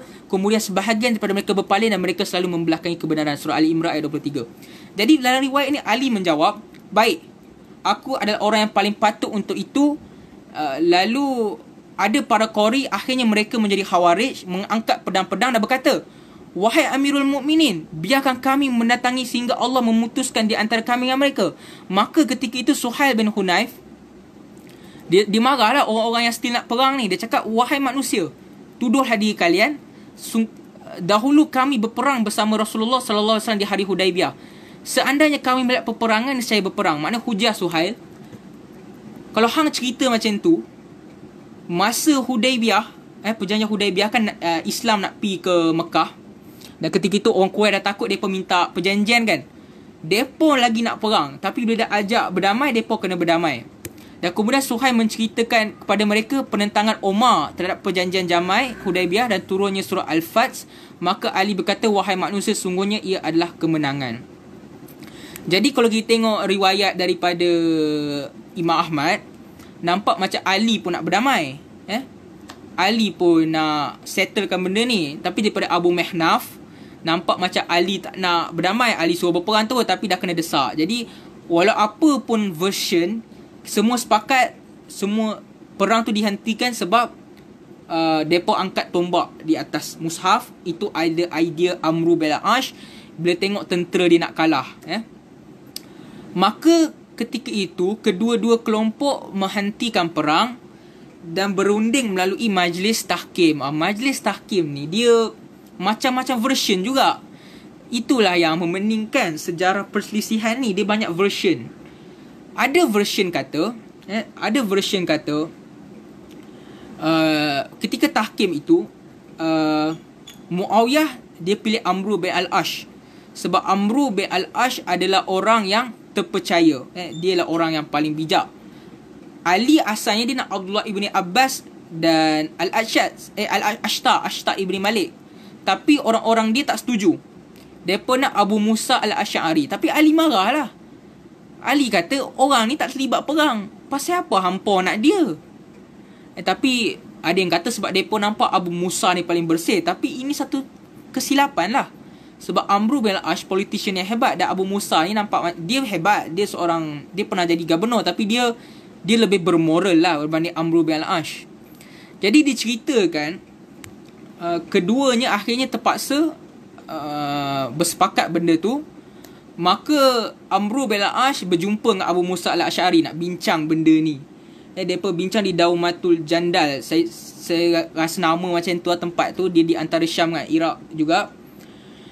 Jadi diceritakan ketika berjumpa itu, Abu Musa, Amru dia tanya kepada Abu Musa. Dia kata, bukankah Osman dibunuh secara zalim? Maka Abu Musa jawab, ya. Amru jawab, bukankah engkau tahu bahawa Muawiyah keluarganya adalah wali Osman? Ya. Jadi Amru membaca ayat Al-Quran yang Allah berfirman, barang siapa dibunuh dengan zalim, maka kami jadikan ahli warisnya kekuasaan, dan janganlah melampaui batas dalam pembunuhan, sesungguhnya ia akan dapat pertolongan. Jadi ketika perbincangan tu, Amru dah ada satu hujah lah. Dia dah kata Osman dibunuh secara zalim, jadi Muawiyah berhak. Jadi Amru dia nak calonkan Muawiyah jadi khalifah. Jadi ketika itu Abu Musa tak setuju, tak bersetuju dan sebagainya. Jadi ketika itu dua-dua berbincang nak memecat Ali dan Muawiyah. Jadi dua-dua ni macam bercerita lah siapa yang nak jadi khalifah. Ada kata Sa'ad bin Abi Waqqas. Abu Musa dicadangkan Abdullah ibni Umar. Sebab Abdullah ibni Umar ni adalah orang yang warak. Tapi Amru pula jawab, kalau hang kata Abdullah ibnu Umar tu warak, baik hang lantik anak aku. Anak aku Abdullah ibni Amru pun orang yang warak. Jadi bincang-bincang mereka sepakat kita serahkan benda ni ke orang Islam. Jadi diriwayatkan bila mereka dua nak bagi tahu hasil tu, Abu Musa pihak Ali kata aku dah pecat Ali.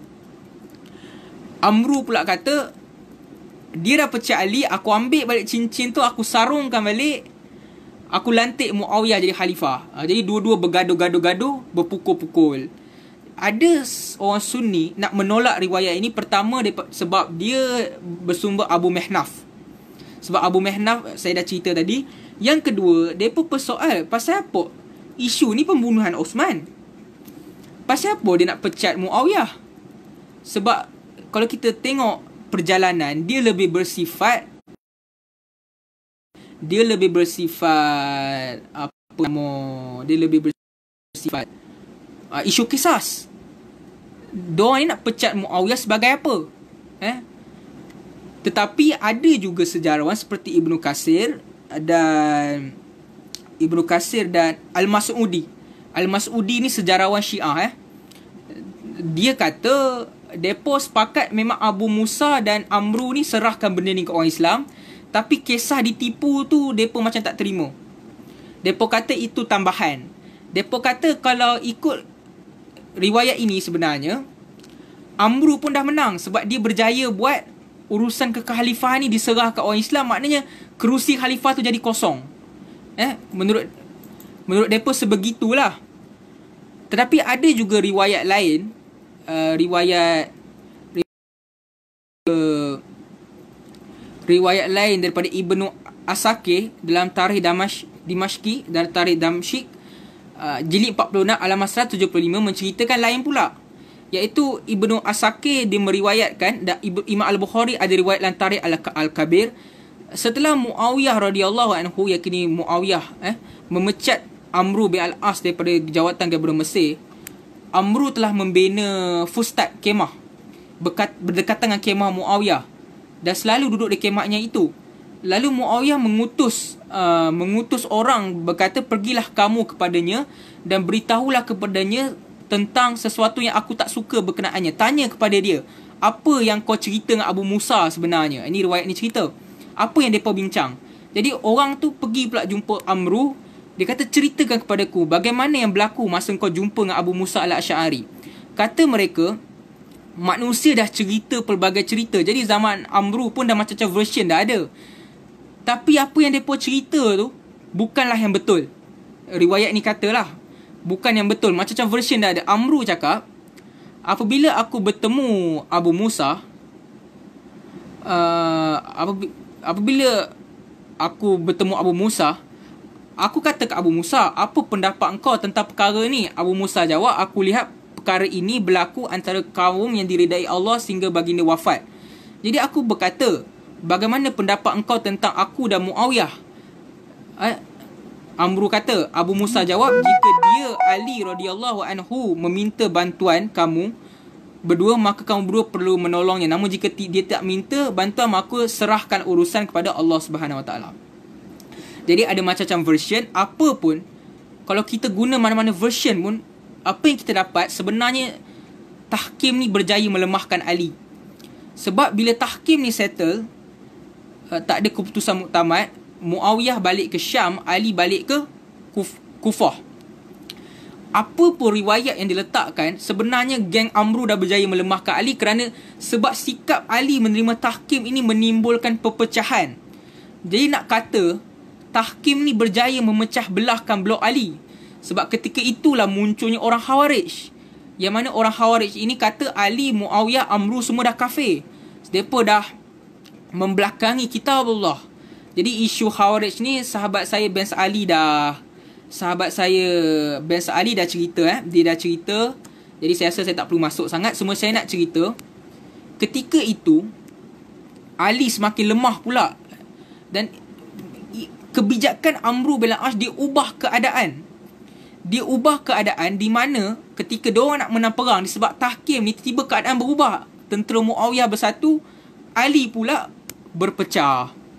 Jadi pada ketika itulah ketika Ali dah berperang dengan Khawarij, dah berpecah, orang-orang Iraq pun dah berpecah belah, time tu lah Muawiyah ambil kesempatan. Jadi ini satu benda yang menarik lah pasal Muawiyah ni. Muawiyah ni, Abdullah Ibnu Abbas pernah kata, apa rahsia kemenangan Muawiyah? Dia kata, bila orang terbang, Muawiyah duduk.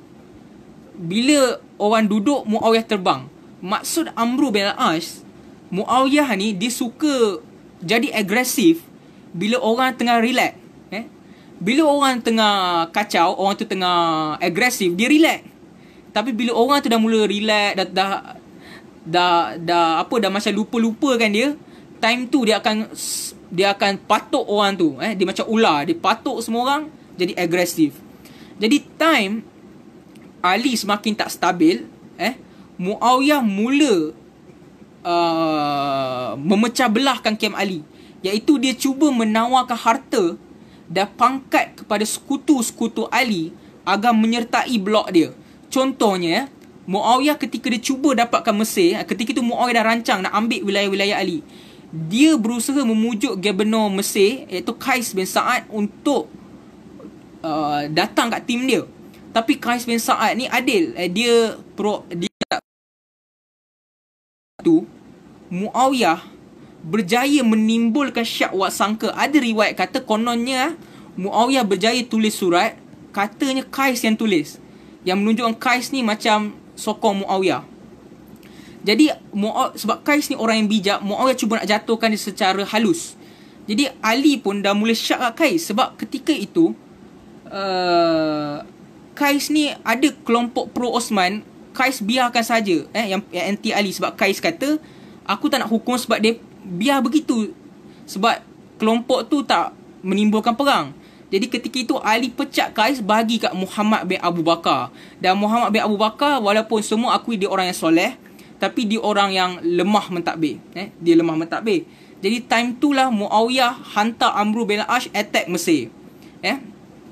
Dan ada kata Ali nak hantar Ashtar bin Malik jadi gubernur Mesir, tapi dikatakan Muawiyah hantar orang sesatkan jalan Ashtar.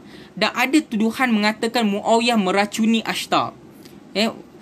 Walaupun orang Sunni cuba nak menafikan benda tu, tapi adalah tuduhan kata Ashtar ni diracun oleh Muawiyah. Jadi mesti di bawah orang yang kurang bagus kepemimpinannya seperti Muhammad bin Abu Bakar, mereka berjaya tawan Mesir. Jadi ketika itu tawan Mesir sumber ekonomi dah mula banyak. Muawiyah mula nak attack wilayah-wilayah Ali yang lain, iaitu dia hantar tentera yang dipimpin Bus bin Arta'ah pergi ke Madinah, pergi ke Mekah, pergi ke Yaman, attack semua. Attack semua tempat. Pergi attack semua tempat. Dikatakan peristiwa itu, penyerangan itu dilakukan dengan sangat keras lah. Ada yang kata benda tu dilakukan sangat keras. Dan Muawiyah juga cuba untuk memujuk seorang gubernur di Parsi, iaitu Ziyad bin Abihi, untuk join camp dia. Tapi benda ni gagal lah. Dia berjaya pujuk di zaman pemerintahan dia. Sebab saya rasa benda tu, kau nak kupas pun kena kupas topik asal Muawiyah, sebab kali ni fokus kita dia melawan Ali. Jadi ketika itu Ali sebenarnya dia tak boleh nak buat apa-apa, sebab orang Iraq sendiri dah tak nak berperang. Kenapa orang Iraq tak nak berperang? Pertama, sebenarnya orang Iraq pun dah muak dengan perang, sebab mereka hidup penuh dengan perang. Ali jadi khalifah, kena perang Jamal, lepas tu kena perang Siffin, kemudian kena perang dengan Khawarij. Jadi orang Iraq ketika dah malah berperang. Jadi Ali dalam keadaan reda. Dia tengok camp Muawiyah attack semua tempat, dia reda.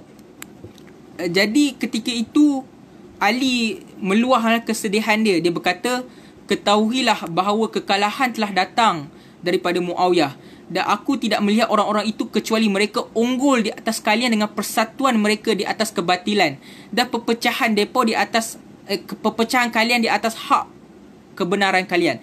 Makna Ali nak kata, walaupun Muawiyah ini perjuangan dia batil, tapi depa bersatu. Kita ni kelompok yang benar berpecah belah. Dengan ketaatan mereka kepada pemimpin mereka dan kedurhakaan kalian kepada pemimpin kalian, dengan penuaian amanat mereka dan pengkhianatan kalian, aku mengangkat fulan. Aku mengangkat fulan. Ali cerita, namun dia khianat, dia bagi harta kat Muawiyah. Sampai bila aku mempercayai salah seorang daripada mereka, nescaya aku khawatir mereka akan gelap tali. Sampai Ali jadi aku dah tak percaya dengan siapa-siapa. Semua yang aku lantik nanti dia pula Muawiyah bagi dia dapat ditarik ke kem Muawiyah. Jadi Ali kata, ya Allah, sungguhnya aku membenci mereka dan mereka membenciku, maka istirahatlah aku daripada mereka dan istirahatlah mereka daripadaku. Ya, jadi semua ni berlaku pada tahun 660 Masihi. Ali ketika itu apa pun dia cuba nak serang balas, Ali cuba nak serang balas tetapi tak dapat sebab dia dibunuh oleh kelompok Khawarij iaitu Abdullah ibni Muljam, ya. Sesungguhnya kelompok Khawarij ini depa dah komplot ketika itu, depa nak bunuh Muawiyah, Ali dan Amru. Dan Muawiyah selamat sebab dia pakai baju besi. Amru dia tak hadir dalam solat subuh tu. Dia ada sakit seingat saya. Dan Ali terbunuh. Jadi ketika itu Ali diganti oleh Al-Hasan. Jadi time Al-Hasan tu dia nak kestabilan, dia pun serahkanlah kekhalifahan kepada Muawiyah bin Abi Sufyan. Jadi isu Al-Hasan ni topik lain lah. Jadi saya rasa dah settle. Cuma sekarang ni kita kena jawab persoalan yang paling penting lah. Seperti mana soalan saudara Mir Haziq Hasrab. Betul ke Muawiyah bersungguh nak menuntut kisas? Kenapa setelah Muawiyah dapat kuasa dia tak kisas pembunuh Osman? Isunya, betul ke ini adalah pertembungan menuntut bela atau pertembungan nak merampas kekuasaan? Sebab bila kita tengok Muawiyah ini Bani Umayyah, Ali ni Bani Hashim. Ketika di zaman Osman ni Bani Umayyah. Jadi ada yang mengatakan Bani Umayyah nak kepemimpinan itu still di tangan depa. Jadi bila Ali jadi khalifah, dia daripada Bani Hashim, jadi berlaku persaingan klan sebenarnya di situ. Jadi saya ada dua pendapat. Pendapat pertama kata ini pertembungan kuasa. Pendapat kedua menafikanlah. Jadi kita bagi hujah. Sebab saya kata ini saya nak cerita secara adil. Jadi cerita secara adil kita akan bagi hujah-hujah. Boleh jadi hujah saya ni tak lengkap, tapi sekurang-kurangnya inilah hujah orang nak menuduh Muawiyah nak kuasa atau tidak. Jadi kita pergi pendapat pertama. Pendapat pertama menyatakan memang Muawiyah menginginkan kuasa. Ini adalah pertembungan di antara orang yang nak mengekalkan status elit Bani Umayyah melawan pemimpin Ali yang cuba nak menegakkan keadilan melawan golongan elit ini. Mereka mengatakan Muawiyah ini mengambil peluang ini untuk menjadi khalifah dan cuba nak bina satu dinasti Arab yang dicita-citakan.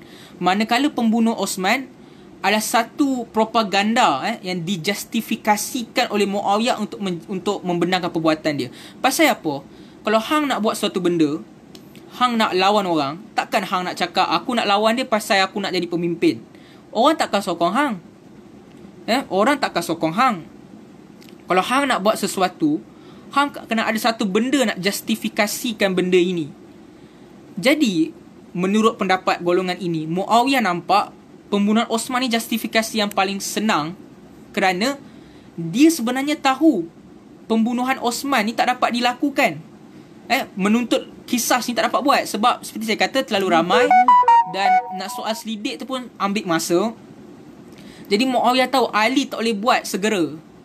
Jadi dia fikir bila dia sentiasa menggunakan benda ni, at the end Ali memang takkan berjaya buat.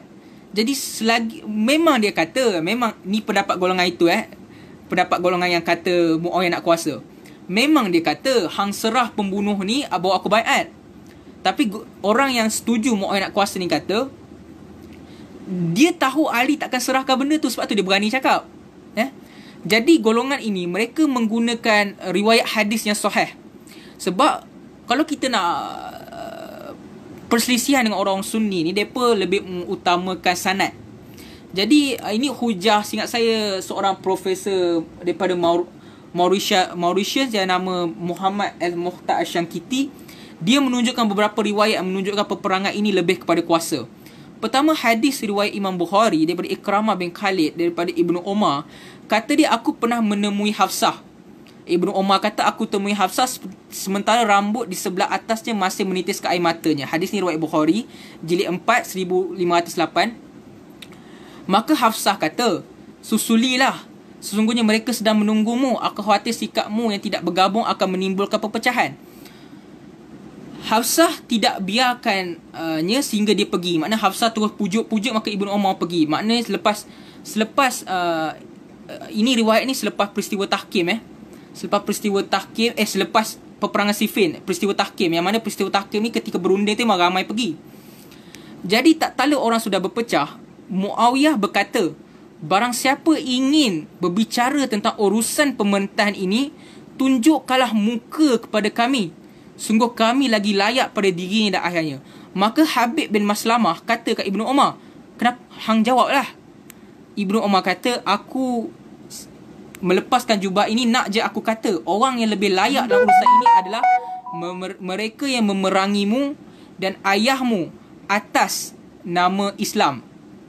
Namun aku khawatir untuk mengucapkan perkataan ini akan memecah belahkan kesatuan, dapat menumpahkan darah, serta difahamiku selain itu lantas aku teringat apa yang Allah janji kat syurga. Maka Habib bin Maslamah kata, kamu dijaga, dipelihara. Okey, jadi yang saya tahu, riwayat ini orang khilaf bila Muawiyah cakap ni. Ada yang kata Muawiyah cakap ketika Daumatul Al-Jandal, ketika Tahkim tu, perbincangan Tahkim. Ada yang kata Muawiyah cerita ketika dia jadi khalifah, ketika dia baru jadi khalifah, selepas Al-Hasan serahkan benda tu.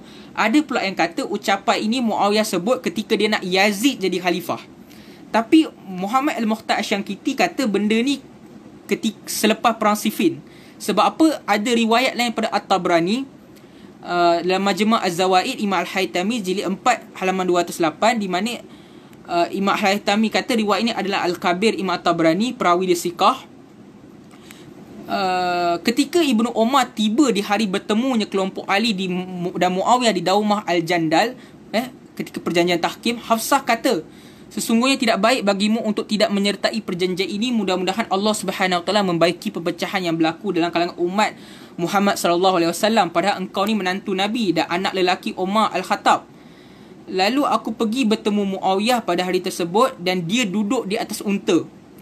Muawiyah duduk di atas unta yang besar seraya berkata, barang siapa yang ada keinginan dalam urusan ini dan bercita-cita mendapatkannya atau berani menyerahkan akan dipenggal.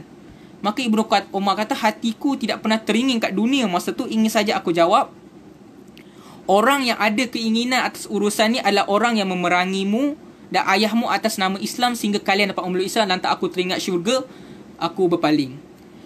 Jadi orang yang berhujah benda ni masa peristiwa Tahkim, mereka berhujah asalnya pertempuran Muawiyah dan Ali adalah menuntut bela Osman. Tapi pasal apa lepas Tahkim, Muawiyah macam lebih takut kehilangan peluang menjadi khalifah berbanding kemungkinan pembunuh Osman ini melarikan diri.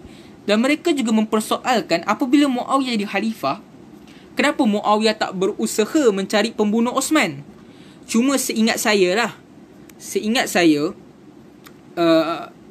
ketika perjanjian Al-Hasan nak serahkan khalifah ke Muawiyah, ada perjanjian yang mana Al-Hasan suruh kita lupakan apa yang terjadi kat silam, jangan bunuh sesiapa. Nak saya kata bahawa ada golongan kata sebab kenapa Muawiyah tak hukum bunuh, sebab itu dalam perjanjian. Cuma ada pula yang kata tapi perjanjian hang untuk menyerahkan benda ni kat Majlis Syura, hang senang-senang je langgar, kenapa ni tak nak langgar? Itu hujah-hujah orang lah. Dan ada pula kata sebenarnya Muawiyah ketika dapat khalifah, dia tak ikut sangat perjanjian tu. Pasal apa? Ketika dia duduk di Iraq sekejap, dia kata ke orang Kufah, dia suruh orang Kufah memerangi orang Khawarij. Selagi mana mereka tak memerangi Khawarij, darah-darah mereka tak selamat. Jadi Muawiyah pun bunuh dekat orang Iraq. Jadi itulah perbincangan dalam hal ini. Ini hujah pertama. Riwayat kedua yang menunjukkan golongan ni kata Muawiyah nak kuasa adalah Muawiyah pernah menjanjikan kuasa kepada Abu Musa Al-Asy'ari jika Abu Musa membaiatnya. Iaitu daripada Abu Burdah, ini adalah Syiar Alam Nubalat jilid 2 halaman 396. Syekh Syuaib Arnaud pernah kata sanad dia sahih. Muawiyah mengutuskan surat kepada Abu Musa. Dia kata, baiklah, sesungguhnya Amru bin Al-Ash telah berbai'ah kepadaku mengikut apa yang ku mahukan. Aku bersumpah dengan nama Allah, jika engkau berbai'ah kepadaku seperti Amru berbai'ah kepadaku, akan ku lantik salah seorang anak lelakimu menjadi pemerintah Kufah dan seorang lagi di Basrah, dan semua lelakimu menjadi pemerintah di Kufah. Dan semua, salah baca, dan semua dan semua pintu tidak akan tertutup kepadamu dan tidak ada hajatmu yang tidak akan ditunaikan. Sungguhnya aku telah menuliskan surat ini dengan tulisan tanganku. Maknanya Muawiyah tulis dia sungguh-sungguh lah. Dia tulis tangan sekali. Tangan dia sendiri. Kadang orang tu dia ada situasi dia tulis, tapi kali ni Muawiyah tulis dengan tangan sendiri. Jadi Abu Musa bila dapat surat dia kata, baiklah, sungguhnya aku telah menuliskan kepada engkau, telah tuliskan kepadaku urusan yang sangat besar bagi umat ini, maka apa yang harus aku katakan di hadapan Tuhanku jika aku bentangkan amalanku padanya? Semua yang engkau cadangkan itu aku tak perlu. Maka persoalannya, riwayat surat ini Muawiyah hantar ketika Ali still menjadi khalifah. Yang pertama, kenapa Amru membaiat Muawiyah ni atas dasar apa?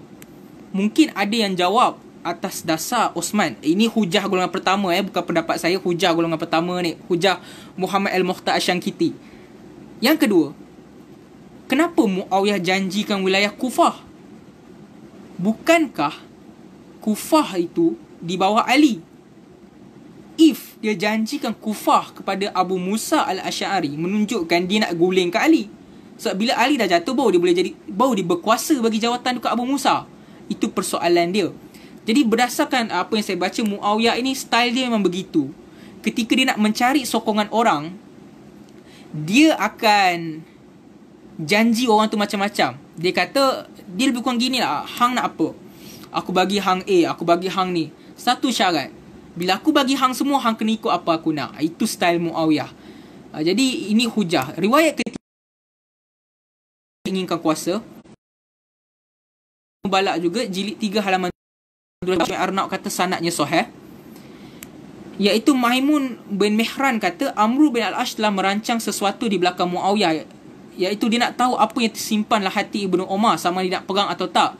Lantas dia berkata, wahai Abu Abdul Rahman, apa yang menghalangmu keluar lalu kami membai'ah kepadamu, padahal engkau sahabat Rasulullah SAW, anak Amirul Mukminin, dan engkau paling layak atas urusan ini.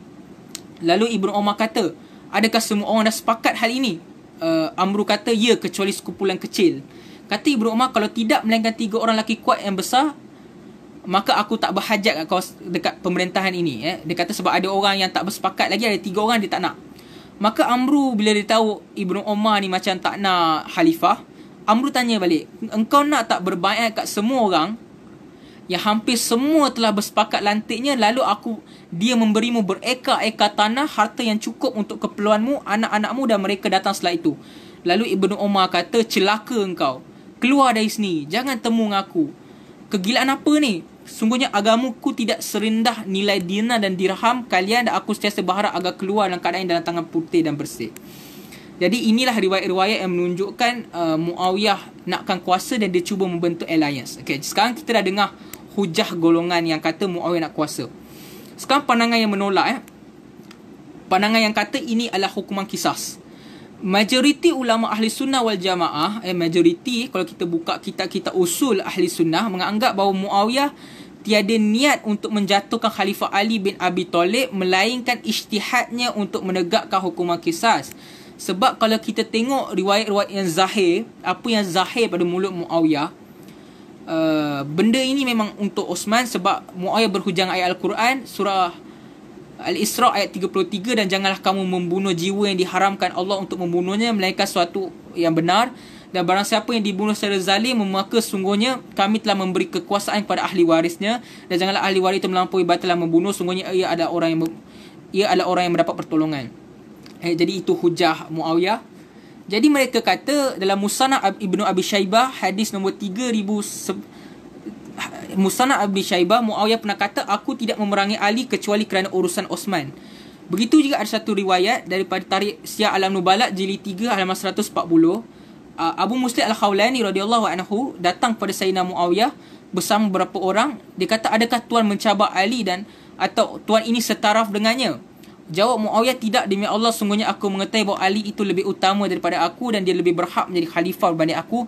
Tapi bukankah kamu mengetahui bahawa Osman dibunuh dengan zalim, sedangkan aku adalah sepupu beliau? Maka aku menuntut darah Osman, maka pergilah engkau bertemu Ali dan beritahu kepadanya,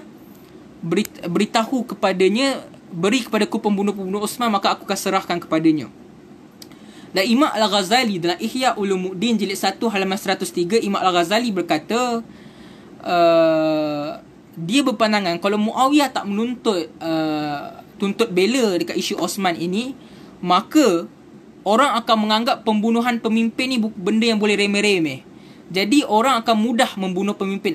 Ini pembelaan Imam Al-Ghazali. Imam Al-Ghazali kata Muawiyah buat benda ni supaya orang tak memandang remeh pembunuhan pemimpin. Cuma Syekhul Islam Ibn Taymiyah dalam Majmu' Fatawa jilid 4 halaman 443, Ibn Taymiyah membahagikan benda ni kepada dua fasa. Ibn Taymiyah kata sebelum tahkim, benda ni untuk Ibn Taymiyah kata fasa kedua ialah penduduk Syam sudah menjadi pemberontak. Dan pada ketika itu juga setelah pemerintah terlantik dan diberi gelar Amirul Mukminin dan celaan mereka terhadap pemerintah sebagainya, maka ini benar-benar pemberontak, berbeza dengan perang sebelumnya yang mana perang itu adalah perang fitnah.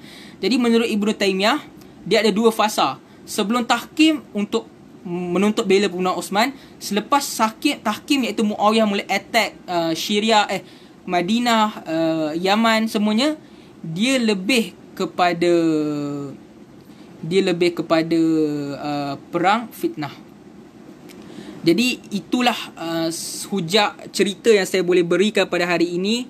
Mungkin tidak lengkap, tapi saya harap mampu memberikan kepuasan lah kepada pembaca. Jadi apa yang kita dapat adalah peperangan ini adalah peperangan yang besar. Dia menimbulkan orang Khawarij, Syiah dan sebagainya. Dan ada yang mengatakan peperangan ini adalah peperangan melawan golongan elit, iaitu Ali cuba nak menegak kesamarataan melawan elit. Tapi ada juga pendapat peperangan ini adalah peperangan menuntut bela pembunuhan Osman. Jadi ada seorang menteri tu nak kata dia sama ke dengan Muawiyah atau Ali. Jawapan saya senang saja. Kalau dia nak kata dia sama dengan Ali, mungkin satu hari nanti dia akan mudah terbunuh macam Ali, iaitu dia akan mudah jatuh dalam politik. Kalau dia nak kata dia tu Muawiyah baru, mungkin betul juga sebab dia tu nampak licik. Siapa sangka orang yang cakap jargon, yang nampak nerd, tiba-tiba dia di atas sekarang. Dengan sekelip mata dia boleh dibawa jadi timbalan Perdana Menteri, timbalan Menteri Belia dan Sukan. Dan dia pun suka cakap jargon. Satu fakta menarik, Muawiyah pun suka kat syair. Jadi wallahualam, itu sahaja perkongsian hari ini. Kita akan buka ruangan soalan. Jadi saya akan mula baca soalan-soalan.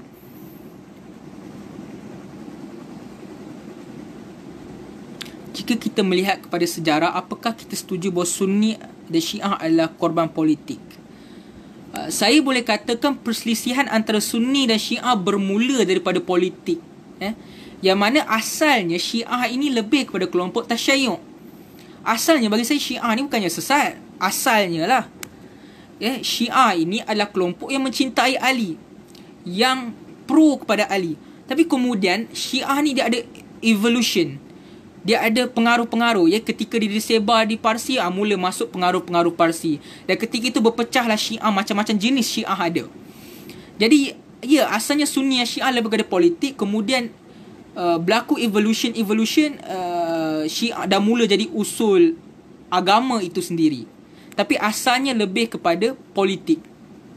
Asalnya lebih politik. Dan kita kena tahu Syiah ni saya lihat dia mazhab kasar, sebab dia lebih kepada dendam. Sebab mereka ni hidup ditindas, mereka ni hidup selalu kena tindas. Kita tak nafikan taqiyah tu, orang selalu kutuk Syiah suka bertaqiyah. Kalau kita baca sejarah, taqiyah ni asalnya adalah orang Syiah nak melindungi diri dia. Sebab mereka ni asyik kena bunuh dengan orang Bani Umayyah. Jadi sebab hidup selalu ditekan, sebab tu Syiah tu lebih bersifat keras, mereka lebih bersifat kasar, revolusioner dan sebagainya. Itu saya rasa lah asalnya memang daripada politik. Tapi kemudian berlaku penambahan, Syiah pun berpecah kepada macam-macam sektor. Dia dah lebih kepada isu keturunan Al-Quran lah, isu sifat Allah, adakah Allah ni ada sifat pelupa ke apa. Itu jangan tanya saya lah, saya bukan ustaz. Boleh tanya ustaz-ustaz lah kalau bab akidah Syiah sebagainya. Boleh tanya ustaz-ustaz mana. Soalan kedua, Ibnu Sabah ni bukan Yahudi Yaman ke? Ya, Ibnu Sabah sama ada kita nak kata dia wujud atau tidak, banyak kitab sejarah mengatakan dia seorang Yahudi daripada Yaman. Bagaimana kedudukan sebenar Syiah masa penubuhan Syiah?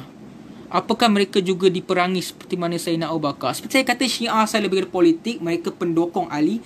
Dan ulama' juga berbeza pendapat. Bagaimana Syiah daripada politik boleh jadi satu mazhab? Ada yang kata setelah pembunuhan Sayyidina Husin. Lepas pembunuhan Sayyidina Husin telah ada ritual-ritual seperti memukul-mukul badan dan sebagainya. Dan ada juga pendapat ada seorang ulama' tu, Hisham apa, saya lupa nama dia. Dia tu yang mula ulama'-ulama' yang betul-betul letakkan sistematik Syiah. Kalau orang nak kata Abdullah bin Sabah yang mula, ada juga Syiah yang menyesatkan sendiri Abdullah bin Sabah. Walaupun ada Syiah cuba menafikan kewujudan dia. Wallahu a'lam.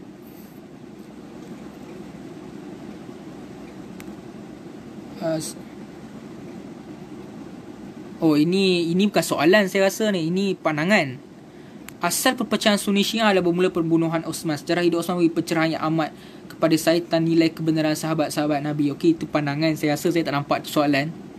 Okey, ini soalan yang ni, anak-anak Osman bukankah lebih layak menuntut kisah sebanding Osman? Anak-anak Osman kian siapa? Yang saya tahu anak-anak Osman saya rasa depa di pihak Muawiyah, saya rasa, seingat saya. Tapi yang lebih semangat Muawiyah lah. Kita kena faham tradisi Arab, kalau orang tu dibunuh, bukan anak-anak dia yang akan menuntut bela tu ketua kabilah tu. Dia akan kumpul semua klan, akan menuntut bela kematian orang itu. Itu tradisi Arab. Dan sebab tu ada yang menuduh Muawiyah bawa tradisi Arab jahiliah. Sebab Islam kekalkan lagi konsep menuntut bela ni. Tapi Islam harus ikut prosedur mahkamah. Cuma Muawiyah bawa kepada perang. Jadi ada yang kritik begitulah. Apa-apa pun sejarah ni, kita hanya boleh bercerita apa yang sampai kepada kita. Orang yang hidup zaman tu lagi tahu. Jadi ada apa-apa persoalan lagi? Ada apa-apa persoalan berkenaan isu perang Siffin? Kalau saya tahu saya akan jawab. Kalau saya tidak tahu, saya akan buat-buat tak nampak lah komen tu. Jadi ada apa-apa persoalan sebelum kita tutup diskusi ini? Sebelum kita tutup diskusi ini, ada apa-apa persoalan nak tanya? Boleh sertakan di ruangan komen. Kalau saya tak ada yang dah tulis tapi saya tak jawab, mungkin saya tak nampak sebab saya jawab based on apa yang saya nampak di video live ini. Jadi kalau ada orang tanya saya tak jawab tu, maknanya memang saya tak nampak sebenarnya. Jadi ada apa-apa persoalan sebelum kita tutupkan benda ini? Ada apa-apa persoalan? Kalau tak ada, saya rasa cukup lah tu. Sebab dah sejam lebih ni.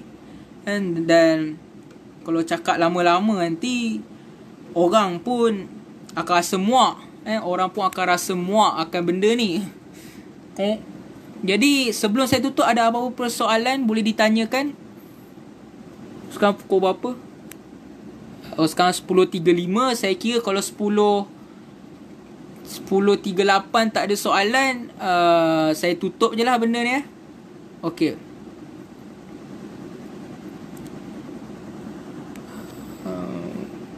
Okay, ada pendapat mengatakan Muawiyah ini bukanlah mulia sangat. Ada kata dia mulia sebab dia penulis wahyu. Sedangkan penulis wahyu ini dipilih bukan bersama takwa tapi bersama kemahiran menulis. Ada je penulis wahyu yang murtad. Oh, ni isu keislaman Muawiyah lah ni. Betul lah.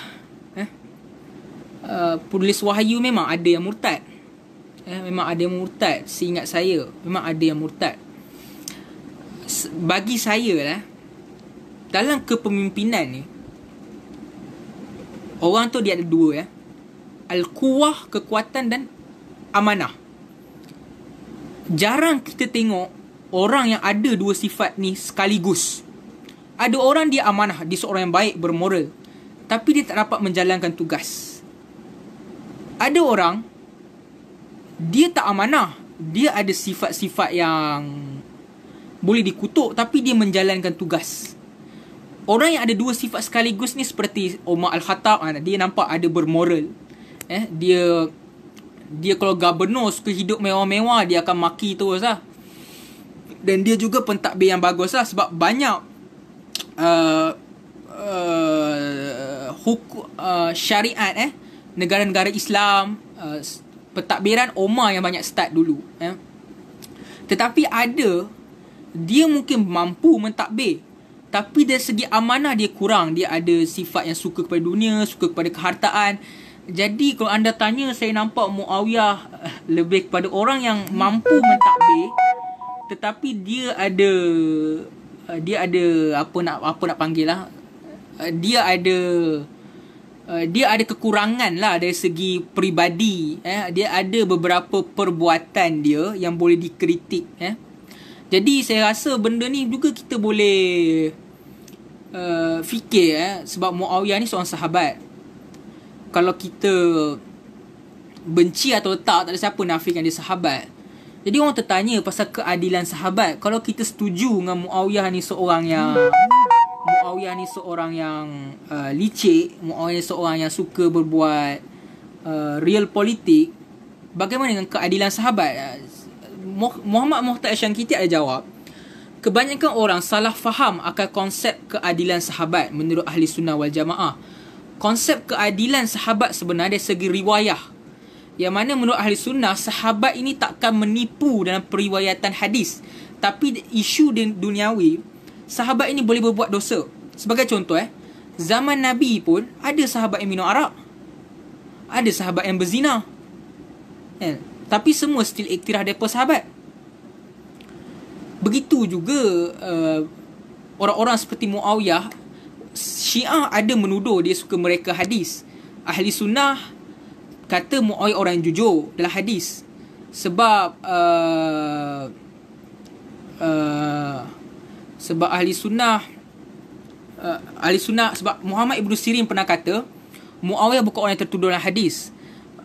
Apa yang saya katakan, dia mungkin banyak kesilapan, tapi dalam hadis tak pernah menipu lah. Itu pendapat Ahli Sunnah. Orang Syiah kata dia ni lah kepala mereka hadis. Ahli Sunnah pula kata yang reka-reka hadis ni penyokong dia, bukan dia. Sama macam Ali, yang reka-reka hadis bukan Ali tapi penyokong dia.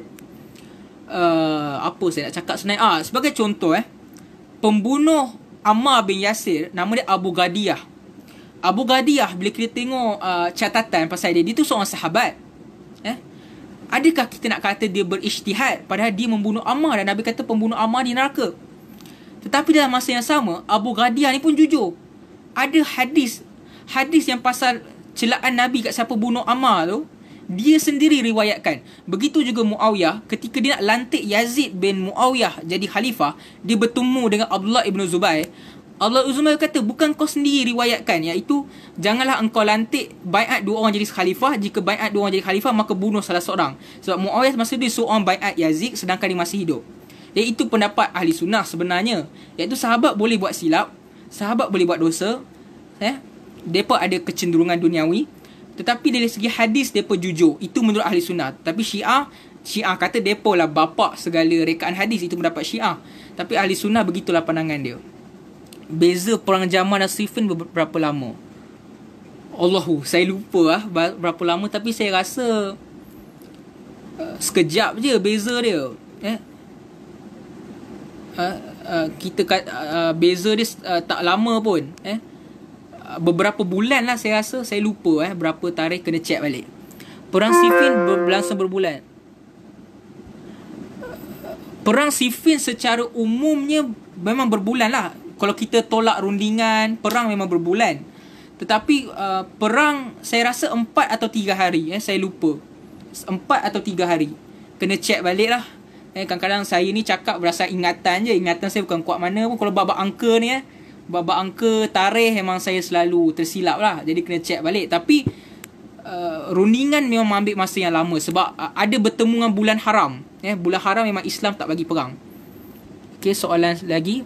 Adakah kita simple kata semua orang zaman Nabi dikira sebagai sahabat? Kalau ikut Ahli Sunnah, majority, dia sebenarnya ada khilaf juga, tapi saya kata majority kata sahabat ni kena cukup dia jumpa Nabi, dia lihat walau seketika.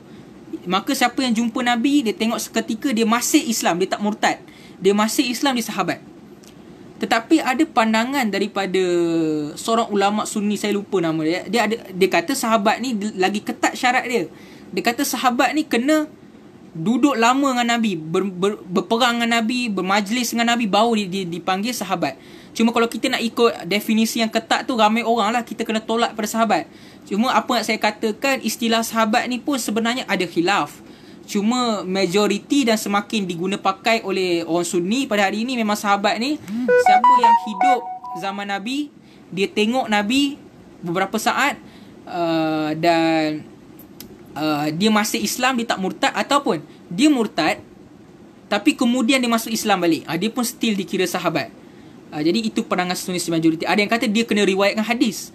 Kalau tak riwayatkan hadis, dia bukan sahabat. Jadi benda ni sebenarnya boleh diperbincangkan lagi lah. Tapi bagi saya isu-isu seperti ni elok bagi dekat pakar hadis, pakar agama. Saya ni lebih kepada budak yang suka berkongsi lah bab-bab berkaitan sejarah. Saya tak boleh bahas secara panjang sebab bukan bidang saya.